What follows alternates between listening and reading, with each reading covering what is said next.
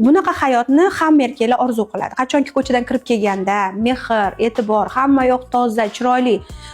Hamma erkaklar xohlaydi. Bunaqa hayotni ko'rsatib berishni ayollar ham xohlaydi. Bu hayot bo'lgan bo'lishi mumkin.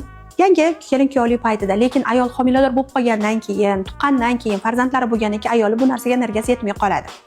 Qachon energiyasi yetadi? Ikkita shart bilan. Qachonki ayolingiz sog'lom bo'lsa, tanasida hamma narsa yetarli bo'lsa, uni energiyasi sizga ham, farzandlaringizga ham, o'ziga qarashga ham yetadi. Lekin ayolingiz sog'ligiga mablag' ajratmasangiz, vaqt ajratmaydigan bo'lsangiz, ayol o'z-o'zidan energiyasi tushib boradi va go'zalligini ham yo'qotib boradi. Ikkinchi masala, homilador ayolda va tuqqandan keyingi ayolda gormonal holat avvalgidek bo'lmaydi, ya'ni qiz bolalik paytidagidek bo'lmaydi. Homilador bo'lgan ayol va tuqqan ayolning gormonal holati tug'magan ayolnikidaqa bo'lmaydi.